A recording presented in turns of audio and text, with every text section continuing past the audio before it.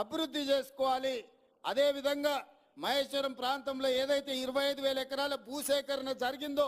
మొత్తం IT pharma కంపెనీలు పెడితే మన ప్రాంతం అంతా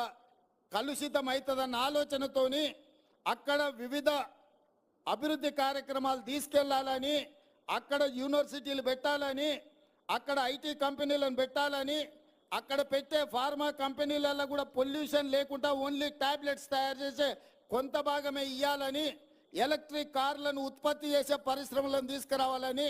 బ్యాటరీలను తయారు చేసే పరిశ్రమలను తీసుకురావాలని, అక్కడనే స్పోర్ట్స్ యూనివర్సిటీ పెట్టాలని, అక్కడనే మెడికల్ హెల్త్ హబ్ క్రియేట్ చేసి మెడికల్ టూరిజంలో ప్రపంచంలో నుంచి ఎవరికి ఏ వైద్యం కావాలన్నా మన హైదరాబాద్ ఎయిర్పోర్ట్ నుంచి మన రంగారెడ్డి జిల్లాలో ఒక మెడికల్ టూరిజంని అక్కడ ఎస్టాబ్లిష్ చేయాలని ప్రణాళికలన్నీ మా